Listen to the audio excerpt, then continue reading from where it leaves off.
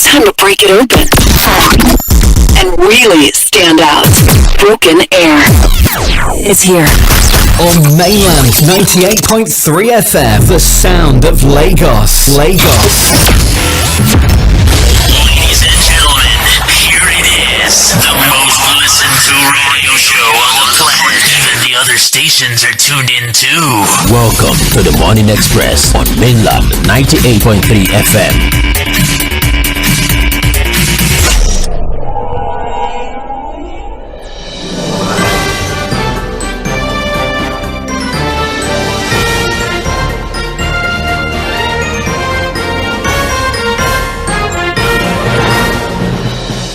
Good morning and thank you for joining us. You're on to Mainland 98.3 FM, the sound of Lagos. My name is Sage Babalola and this is the Morning Express. 5 a.m. all the way to 11 a.m. We have an array of shows that caters to whatever specific need you might need on radio, whether it be information, whether it be entertainment, whether it be music, whether it just be gathering knowledge or getting new development regarding stories that have been reported throughout the course of the week. All of those things are available for you on Mainland 98.3 FM. Again, my name is Sage Babalola.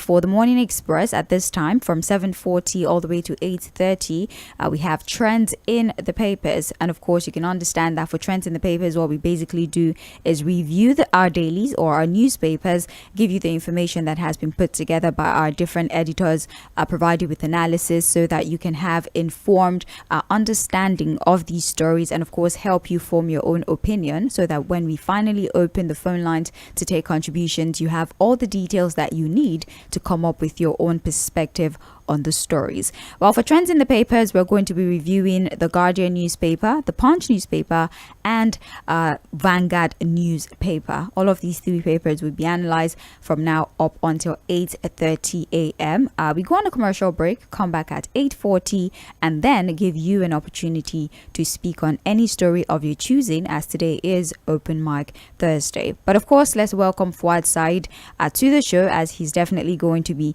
assuming the role of analyst for all of the stories that are being reported on the front pages of our dailies. Fuad, good morning to you. Nice to have you join us.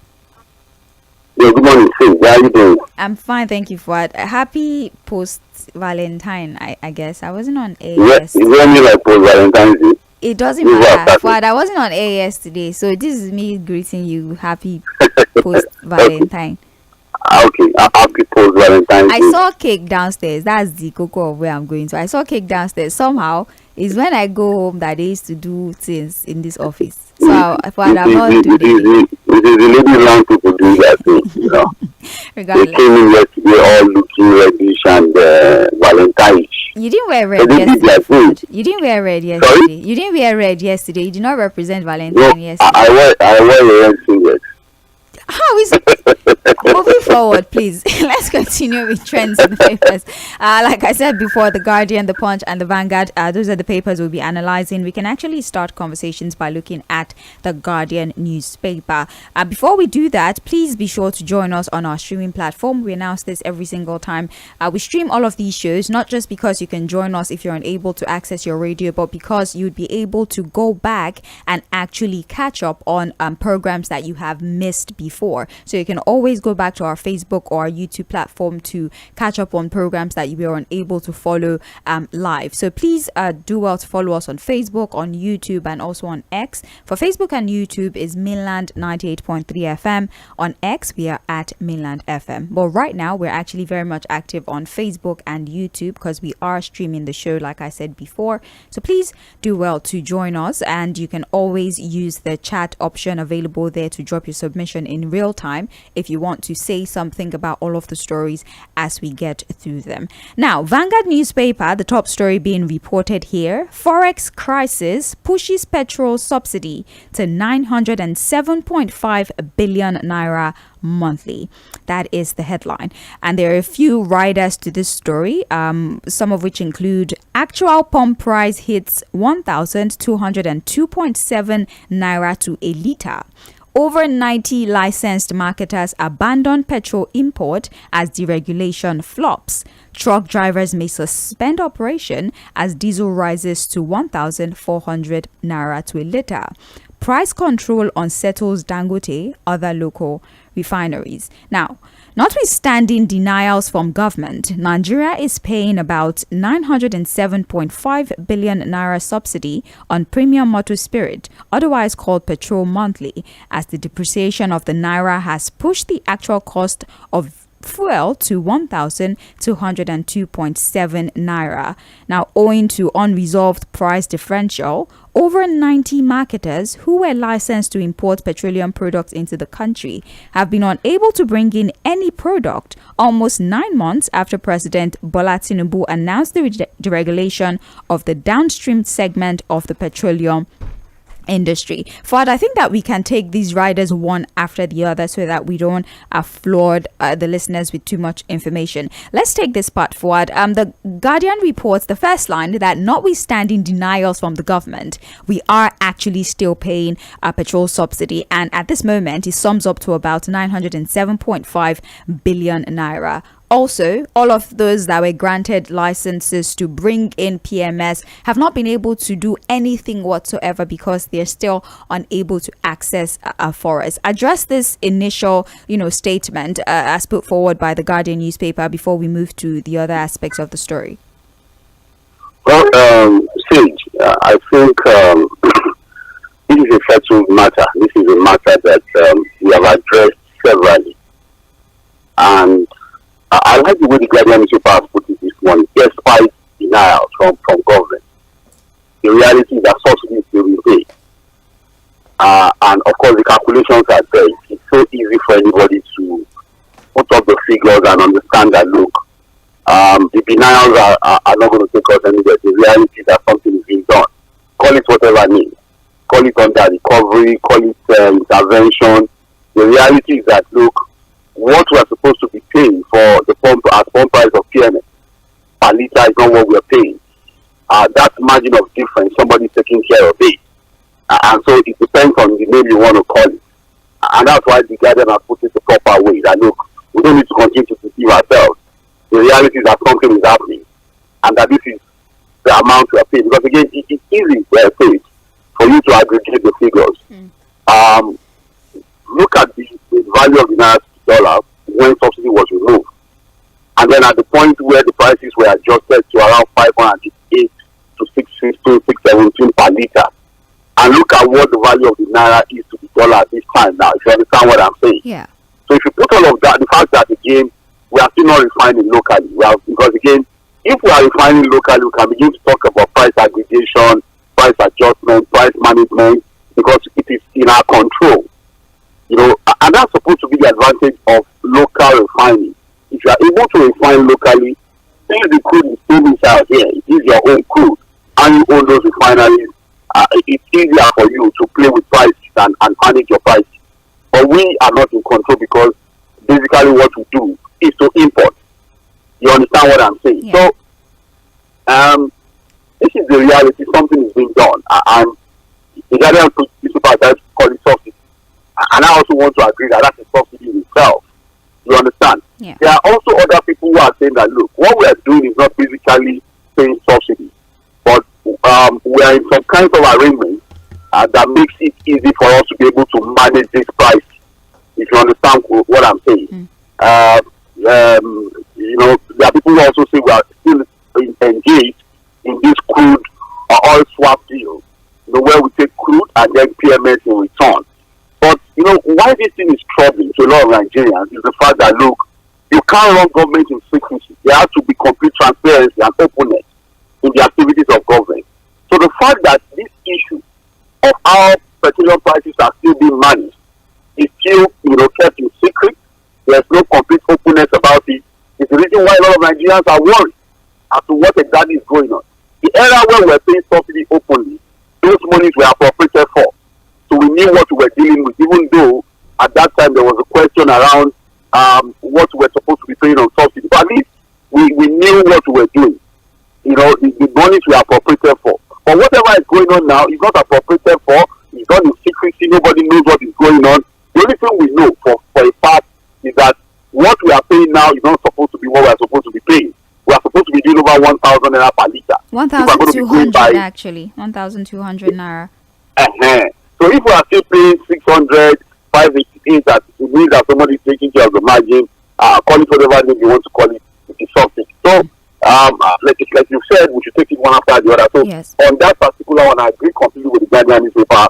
We are taking care of those differences, and that is something in itself. Yes. So now let's talk about the Nigerian Association of Road Transport Workers. They told The Guardian yesterday that they have concluded plans to down tolls as they demand double of the existing transportation allowance, which is ordinarily meant to be determined by market forces. As the price of diesel moves upward to about 1,400 to a litre, NATO said the cost of diesel from Lagos to Abuja, for example, has jumped to 1.4 million naira compared to the 600,000 that it was mid last year. There was something like an equalization fund. There's a name for it, but the generic name is like an equalization fund that was usually paid to the transport workers to bridge the logistic cost of distributing PMS across the different regions of the country. But apparently, the government is still paying the old price. And they are not factoring the fact that, the exchange rate, among other things. So, like, they gave example, Lagos to Abuja, it was ordinarily 600,000 to buy diesel to transport it. Now it is 1.4 million. They're saying that they're not going to bear that loss anymore. And in fact, they're going to down tools. Well, we're going to run into another crisis because if we are not able to move products around, we run into the problem of scarcity, hoarding starts to happen, and then of course prices will go up again. I just hope that we are not heading towards a very serious crisis in this country. If you understand what I'm saying, I'm hoping and I'm praying that we don't run into a serious breach with all of these things. As we are discussing all of this, there's also the problem of food crisis, rising food prices, and the high cost of living at this time, excruciating poverty. Because again, you can't fault what these NATO guys are saying. You understand what I'm saying? Because again, what it takes them to move these things around have almost tripled. And you can't be paying the old price. Something has to happen. And that's why they are saying that, look, we cannot bear this cost again.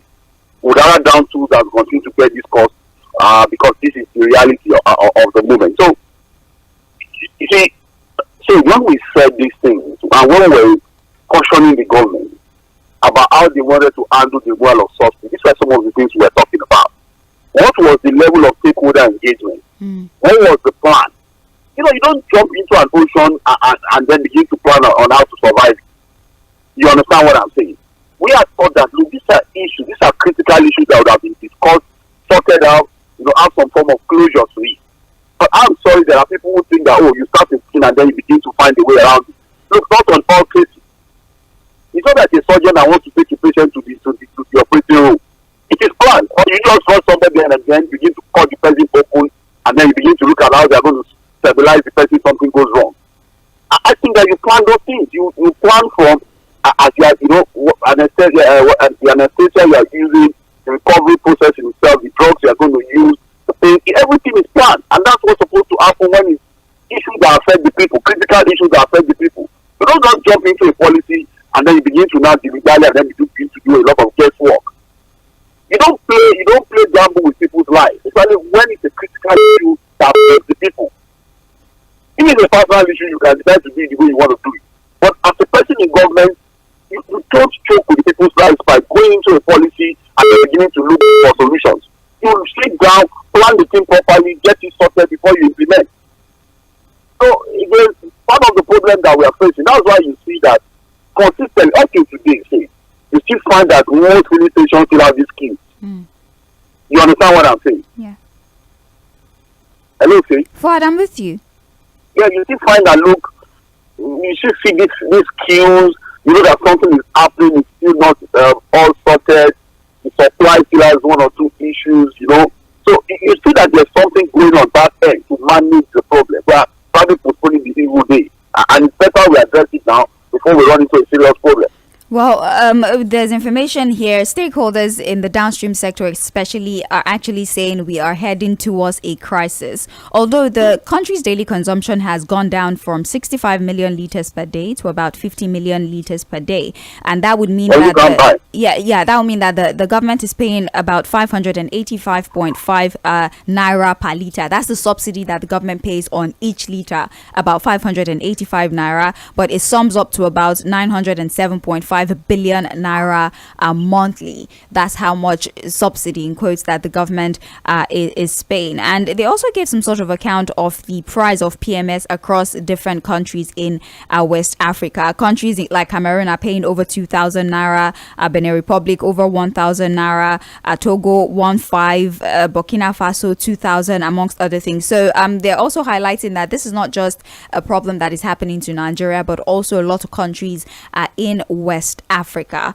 But you know why we should not be compared to those countries, and why we should not be found in the same situation like that. What? They are not all producing nations. Well, yeah. We've seen this infantile argument from people in government who begin to compare figures.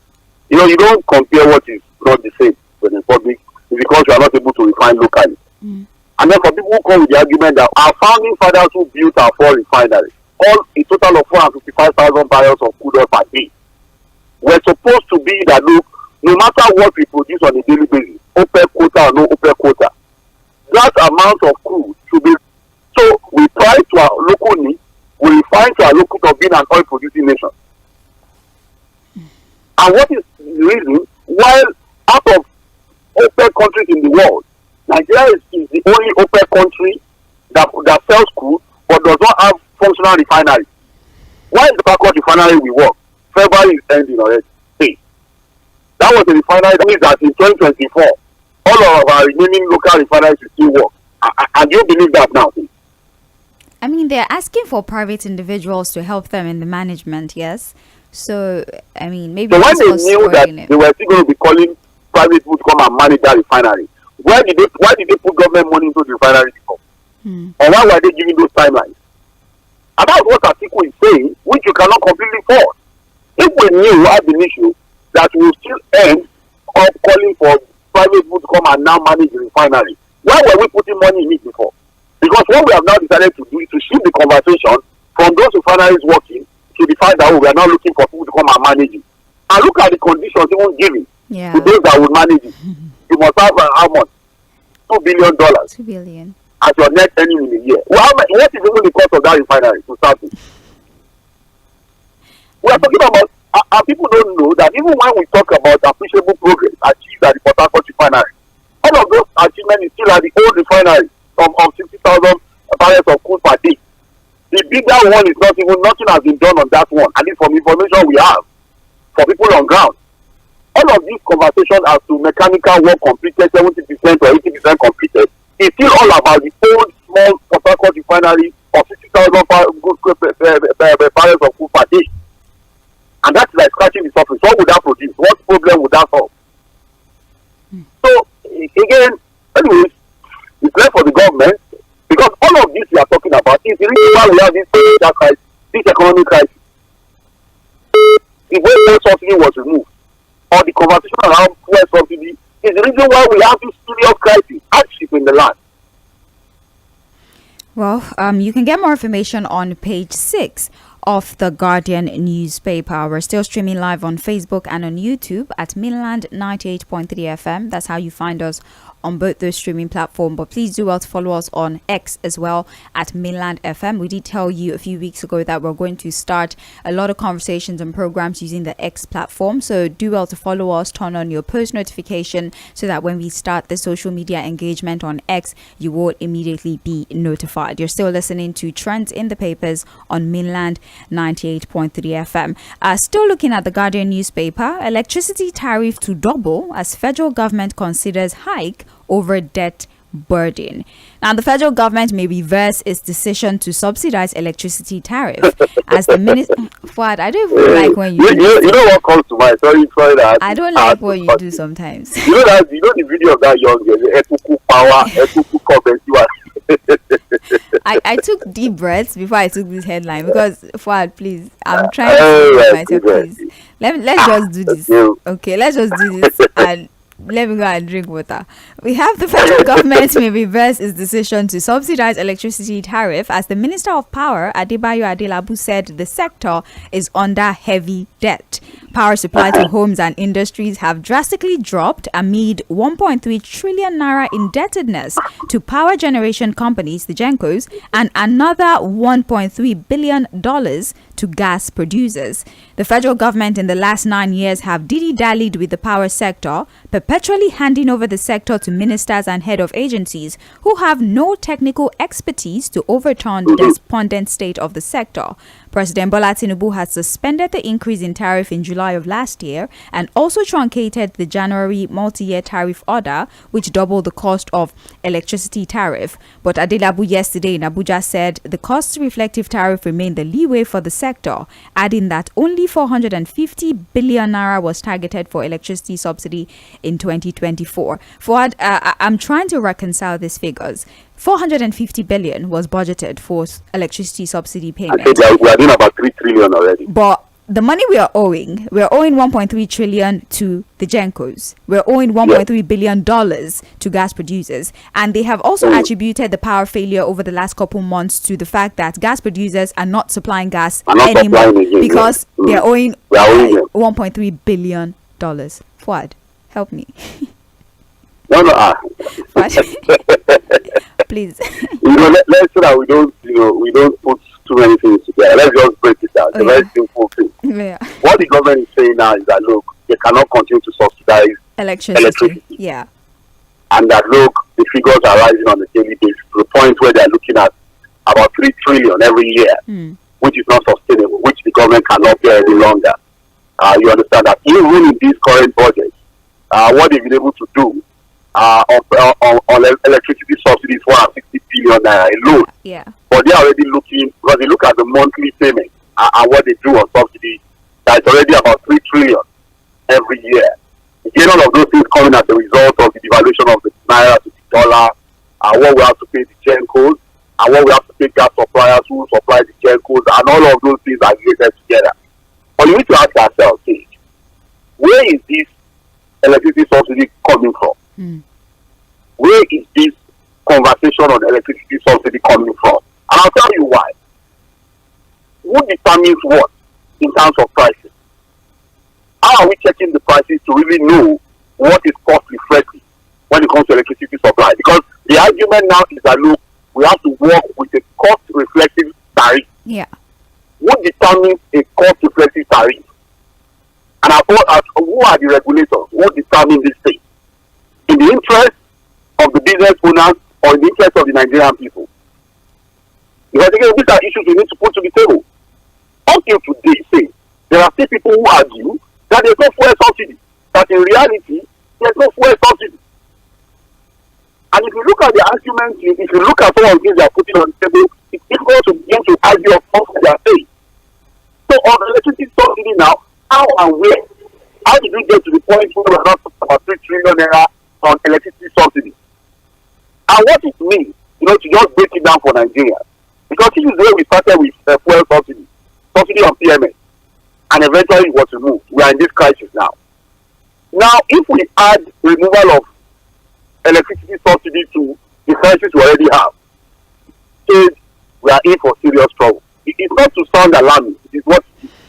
Because for every consumer of electricity in Nigeria now, just know that the way the government is already pushing this agenda now, and it is eventually done, you'll be paying times 3 of what you are paying now for electricity. Whether you are prepaid or postpaid or what is it called? This other one that they put everything together, estimated billing. Yeah. Because the calculation is that look, the cost reflective tariff on electricity now means that the average consumer will be paying times 3 of what they are paying now. Because what the minister already telling us is that look, electricity tariff is not sustainable again. Yeah. And we cannot continue to pay. And that is the same thing the IMF and World Bank is already telling the government. You can see that their thinking is already aligning. Yeah. And that's the way it starts. When subsidy was only removed from PMS, it started with IMF and World Bank telling us what to do. The same prescription they will never give to their own people. See, I know what I'm saying. In their own country, they will never prescribe those kind of things for their own people. These are people who take care of their own people. Give them all manner of subsidies and so. Look, they support them. Look, these people in their own country have forced their own people to almost a rotten level. They support them with everything. But here they keep telling you it's not sustainable, you cannot continue to pay subsidy, just remove it. And then our government, because again, these are people who are created, they've been created to ensure we run into this crisis. But we don't bother. We don't look at our own local peculiarities. God bless the soul of the late _J Abiola, who said that, look, the best surgeon in Norway, they not have seen like malaria before. And then you bring the man to come and begin to solve the problem of malaria in Africa. We are going to run into trouble. The same way, most of these prescriptions from IMF and World Bank will run us into serious trouble, as that's always been doing. So again, Nigeria should brace up. This is the conversation now. And look, there can't be continuous payment of subsidy on electricity. It's not sustainable. And that the government will be working towards a cost-reflective tariff. And what that means is that whatever you are paying now, it will be times 3. Well, if they don't pay subsidy again on electricity. So Nigeria should brace up. That's the news there. Well, they actually did highlight the figure. We'll be paying about 70 to 160 naira for every kilowatt per hour. That's probably the range of how much would be paying. I think it was like 30 something naira at some point, maybe last year or so. So now it's about 70 naira to 160 naira for every kilowatt per hour. Now, the Minister of Power didn't just tell us that subsidy payment was not sustainable. He also gave reasons for why this decision will be taking. He said that the devaluation of the naira has crippled a lot of projects in the sector. Whose fault is that? Fuad, wait now. He said that over 100 products being handled by the Transmission Company of Nigeria has been abandoned. He said the company, according to him, would not embark on new projects until the abandoned projects are completed. And speaking on the repeated grid collapse, he said the shortage of gas, the aging machines in the grid value chain, low capacity to evacuate generated power, the destruction of power stations, among other things, are fueling the crisis. Are these understandable reasons? And so the government cannot fix those problems. I mean, I don't know. No, those problems he has highlighted, there are things that are too difficult for government to fix. Apparently. And so the next thing is just a good subsidy and throw the people into further crisis. Well, we can't afford it. We don't have money. We can't afford it, can we? No. I'm just here playing devil's advocate. No, now you don't say it now. Don't. I'm asking. It was a question. There was a question mark there. I'm just saying because we're budgeting. Now we don't have money. No. Can we currently afford it? 450 billion is what they budgeted for subsidy, and now it is running in the trillion. So what would they would have to come up with a supplementary? You know what they are going to do? They should. Like I told you first, we need to even question this idea of subsidy payment on electricity. Right. How and where is that coming from? We need to check how we arrive at some of these figures. That's number one. But let us even assume that the figures are correct and we are paying. The easiest way for them to do this thing is to remove all of the monies that you're going to use to innovate car parks, build houses, innovate SUVs, all the wasteful spending in that budget. Put it together and pay the electricity guys. Okay. You can get more. You see that we have money now. You can get more information. Fuad, please. No, now, is it not possible to do that? Those 15 billion for building, 5 billion for buildings here, 10 billion for digitalization of household rock, all those wasteful useless spending in the budget. Let them not put it together and pay the electricity guys. That's even if the figures are correct. More details on page 2 of the Guardian newspaper. Now let's have a conversation. Before we move on the issue of PMS, you can see now that there are no market forces anywhere again. I mean, remember when PMS, when the subsidy was going to be removed, and then the announcement of the regulation of the downstream sector was announced.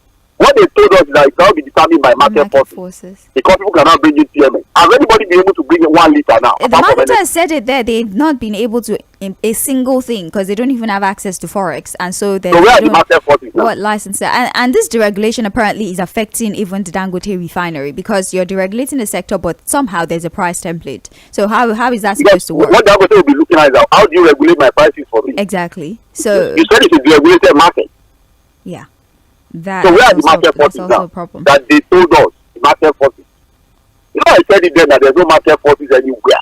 What we have is corruption, inefficiency, and lack of good thinking. And that's what we are dealing with now. Well, like I said before, page 2 of the Guardian newspaper, you get more details. We're still moving forward. Senate begins constitution review as reps canvass return to parliamentary system in 2031. That's the headline. Now, let's look at the riders. Presidential system is too expensive, bill sponsors. Akpabio names 45-member constitution review committee. Parliamentary system is good, but country must be restructured first, says ex-lawmaker. Adeniran, Nigeria needs new constitution and not patching. Now, 60 members of the House of Representatives have sponsored bills proposing alterations of the 1999 Constitution as amended to transit from the current presidential system to parliamentary system by 2031 after a possible completion of President Bola Tinubu's second term in office. The 3 proposed bills were introduced during plenary yesterday and read by the clerk of the House. Wale Raji, a lawmaker from Lagos State in the All Progressives Congress, is a prominent sponsor of the bill, which was read for the first time in the House of Representatives. One of the most significant differences between these two systems, that's the presidential and the parliamentary system, is that in the presidential system, the president is directly elected by the people, whereas in the parliamentary system, the legislature is supreme and elects a prime minister from among its members as the head of government. Forward, there are now calls. 44 members of the House are saying that maybe it's time for us to reconsider and go back to parliamentary system of government, because first things first, the cost of this presidential system that we're running at this time is way too much, and we have evidence to support the fact that it has not favored the country in any way. What do you think about this proposal by the senators? Well, I listened to the lawmakers. One of them that spoke about this decision to begin to make moves to change us from presidential system to parliamentary system, which was what we practiced in the First Republic, where you have the prime minister and then the ceremonial president. And then, of course, that is done using the unicameral legislature, where it's also at the federal, state, and local level. So what you find basically is that elected representatives of the people choose the prime minister from within, and also the president, who is the ceremonial head. Now, again, I think there's nothing wrong with presidential system of government, the one we are currently practicing. It's just that the way proper presidential system of government is practiced is not the way we are practicing it. When it comes to the federating unit, you understand, the cost of governance conversation is very important. I agree with the lawmakers that we need to look at the cost of governance. And maybe are looking at parliamentary system of government to resolve that, because you don't have the full government, where you have too many ministers, it's just more of the parliament running the government. You understand? But I think that our problem is not whether it is presidential or parliamentary system of government. I think the first thing we should be talking about is a complete restructuring of the country. You understand? I don't have a problem with the presidential system of government using federating units. But are we really practicing a true federal system of government under a presidential system of government? That's the question we should ask ourselves. Because it's supposed to be bottom up, where you have the local government, doing their thing, where you have the state doing their thing, and then all we do basically is to contribute to the center force. But that's not what we are doing here. So we need to first look at the structure of the country. I think that because again, we should not be wasting time on something we know will never happen. Because again, a parliamentary system of government whittles down the power of the president. The president becomes the ceremonial head, while the prime minister, then take charge of government. But I don't think that's going to happen. Even a simple thing as making local government independent, we have not been able to do at constitutional review level. So how are we going to get this done now? The lawmakers have the right to try, but I think it's not going to happen. What? So rather than doing that, I will go with the fact that we need to now look at a complete review of the current constitution to engender, one, complete restructuring of the country to ensure that our federating unit function effectively. We also have to look at, there's only one thing we don't talk about. And in all of these conversations on restructuring, it is even the main issue. But we actually shy away from talking about it, which is resource control. See, resource control. It is at the heart of every call for restructuring. And the reason why some regions are so resistant on the call for restructuring is also part of the main issue which we have to address. And in addressing it, we must ask ourselves, what is the problem with resource control? Is it a problem, or would it be beneficial to the country at the end of the day? That's also one big conversation we need to have. Like I said, the first one is to restructure the country to ensure that the federative units function properly. What we have now is a quasi-federal system of government that I've never seen anywhere in the world before, where the president controls everything. The president is so powerful that he controls virtually everything. Federative units have to go cap in hand to continue to beg the president for things. They beg the president for security, they beg the president for allocation, they beg the president for grain, they beg the president for support in agriculture. If they don't know how to run a federal system of government, a proper federal system of government, it's only effectively. When you have the rest, you cannot do that to be about exclusively. So that we can start bringing down to the grassroots. That is what we should be focused on. And ultimately, say, we should now talk about electoral reforms, which is also a major issue. No matter the kind of government you practice, say, whether it is parliamentary or presidential, if you don't address how people are elected into governance, we are going to still continue to have this problem. Right. Because I can tell you that the flawed electoral process we have in the country is the reason why the worst of us are the ones who are the best of us. Because the best of us would rather stay away from participating in a very fraudulent, shady, sham kind of electoral process we have now. So that is also one key issue we must decide to address. But who is going to bail the cat? Will the beneficiaries of a failed process, flawed process, ensure that the process is reformed? Because they are the major beneficiaries of this flawed, robust electoral process we have. Like I said, that is the reason why the best of minds, the best of brains in the country stay away from elective position. They don't even bother with it. Because it's a completely gated, corrupt democracy we are practicing.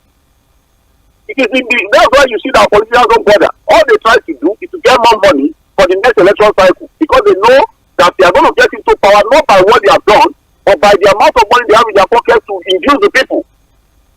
So until we address those things, I think that, well, the lawmakers can try, but I know it's not going to happen. Let us address the real issue affecting us.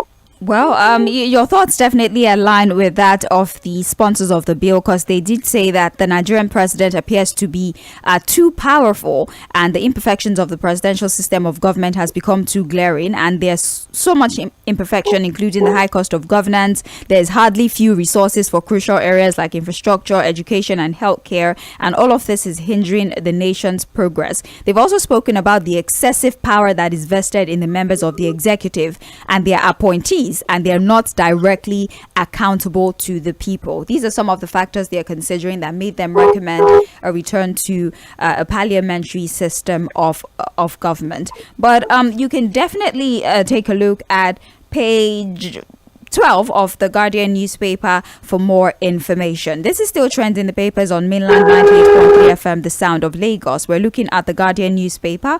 My name is Sage Babalola, talking to Fuad Said, and Fuad is analyzing the stories as we go along. We're still streaming live on Facebook and on YouTube as well. Mainland 98.3 FM is how you find us on those platforms. We have a story here. We can no longer pacify Nigerians over hunger, hardship, Sultan warns. That is the story. Now, the writers to the story: don't incite rebellion. APC governors warn PDP colleague. Government to distribute 42,000 metric tons of grains. Now, northern traditional rulers led by the Sultan of Sokoto, Muhammadu Sa'ad Abubakar III, have stated that with the level of hardship, poverty and insecurity in the country, they could no longer pacify the citizens, warning that the nation is sitting on a keg of gunpowder. The Sultan expressed concern yesterday during the 6th National Executive Committee meeting of the Northern Traditional Council in Kaduna. He said it has gotten to a level that the traditional rulers could no longer hold them back in the face of seeming failure to find solutions to their socio-economic plight. For the Sultans are basically just warning that the people are getting tired of being quiet, and agitation is now stemming in the midst of the people. And just like they described it, we're sitting on a keg of gunpowder. I think that for me, this is just a euphemism for a rebellion might be on our hands at this time because of the hunger and the general state of the economy. What do you think? Do you agree with them? Oh, completely. People like the Sultan are also very close to the people. Quietly in their palaces, and some people are coming to them, seeking for help, demanding for things, lamenting the situation of the country. So they have information from people from first hand. Unlike people in government who are living in denial, I'm sorry, people like Mr. Bayo Nonuga, we keep comparing figures and comparing us to South Africa and some other countries. I think the Sultan is telling them the real truth that we have always said. So that at least they don't listen to people like us because they think, we just make a lot of noise on radio. At least they will listen to the Sultan now, who is a respected traditional ruler. I'm sure we're telling them the real truth that we are hanging on by the cliff. The hardship in the land is going to push for a rebellion. That's what he has said. That's the Sultan saying it, not us. Yes, saying it. I'm not all standing aloud with it. It's not the reality. I keep saying that people are entitled to their own different opinions, but they are not entitled to their own set of facts. And what's the fact here? Nigerians are suffering. Their economic hardship is excruciating. It is killing. And they are already pushed to the edge. It's just waiting to tilt over. God forbid. And so it's important for the government to now respond.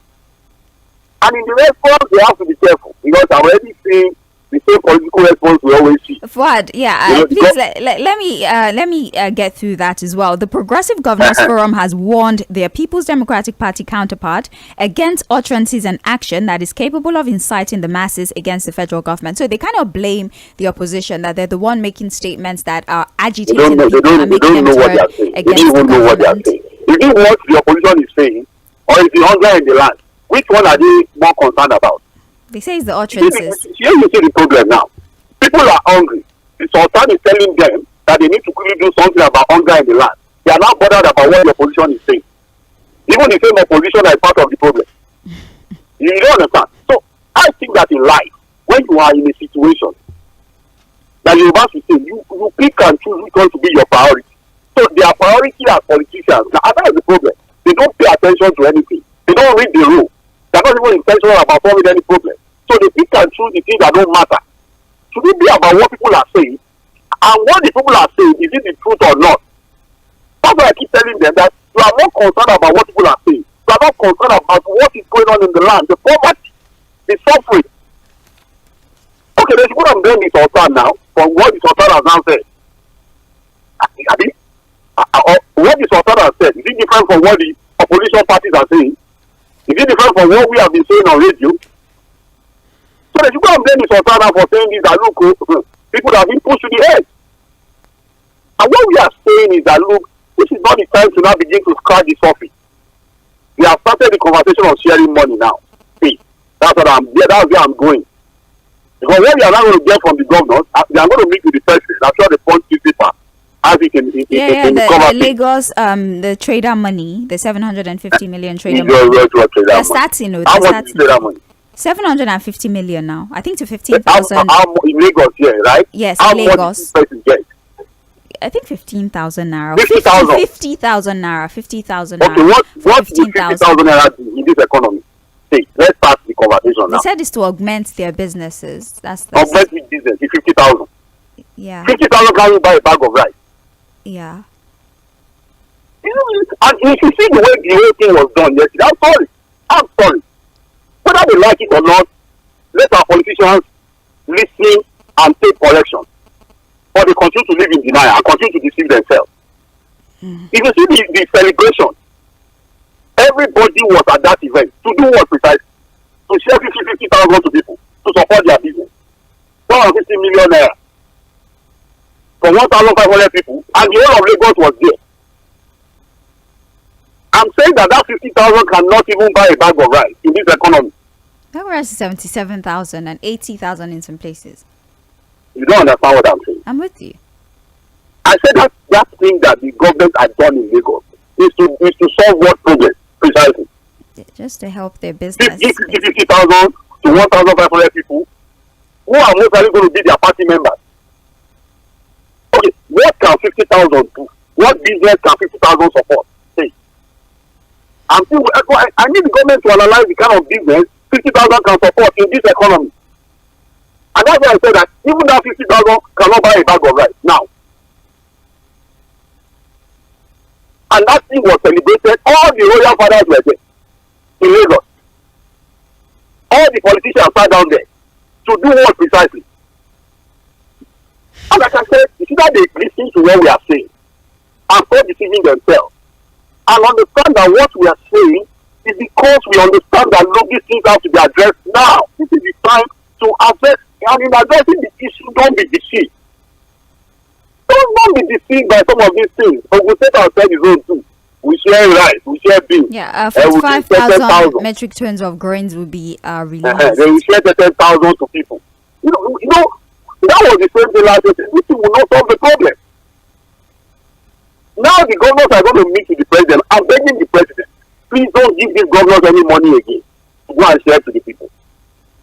Already they are getting more allocation now every month.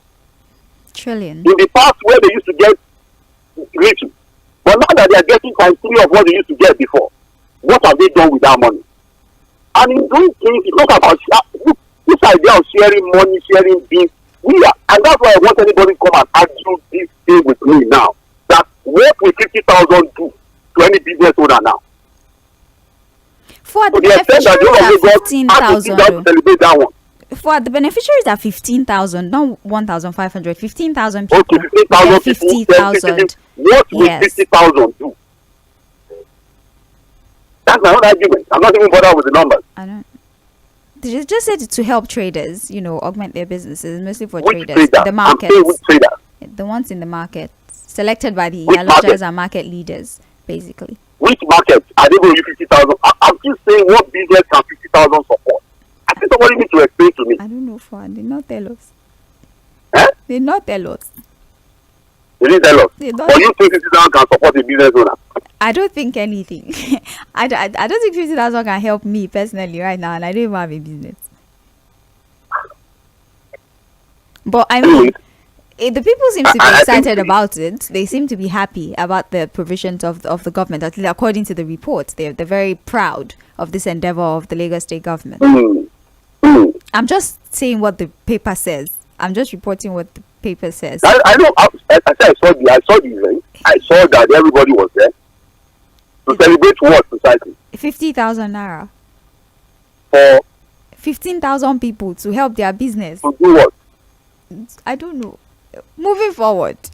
That one cannot buy a bag of rice. See? Yeah. So what business would you now support? Honestly, I don't have the answers. I don't know what the plan was.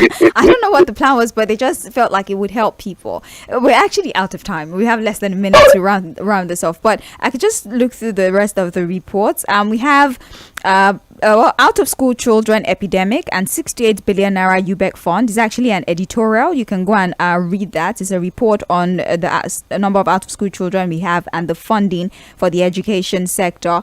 We also have WIKE places 20 million naira bounty on 3 wanted kidnappers in Abuja. And that's it for the Guardian newspaper. For Punch, we have Tinubu governors meet over food crisis as emirs NBA lament hardship. President governors meeting to prefer solutions. Monarchs NBA lament economic crunch, insecurity. The federal government to distribute free 42,000 metric ton grains. Ogun State government to roll out 5 billion naira intervention plan. We also have here federal government to borrow over 2 trillion naira via bonds, and this is the debt management office telling us that Sanwo-Olu begins 750 million trader money payment. And also on the front page of the Punch, technical problem threw 14 Ogun communities into darkness, and this is from the IBDC. And for Vanguard, we have bandits now rape our women. Zamfara indigene lament hardship. We can no longer pacify the subjects. Northern monarchs tell Tinubu. Labour Party aspirants position. You know what I've said now? That we can no longer do what? We can no longer pacify the subjects. We can't calm them down. We can't, they're getting agitated and they want to do something. Okay, well, I think that's about it for the papers. All the other stories we've been able to take from the Guardian newspaper. My name is Sage Babalola. Thank you so much for going along with us. Fuad, thank you for your analysis as always. There's a commercial or a list of commercials coming up. Right after that, we'll be back at 8:40 a.m. It's Open Mic Thursday, of course. That means you can call in and speak on any story of your choosing. You can either refer to the papers or come up with stories that have happened before and you didn't get the opportunity to speak on it on radio. It's still the Morning Express on Mainland 98.3 FM. Don't go anywhere. At 8:40, we'll be back with more stories.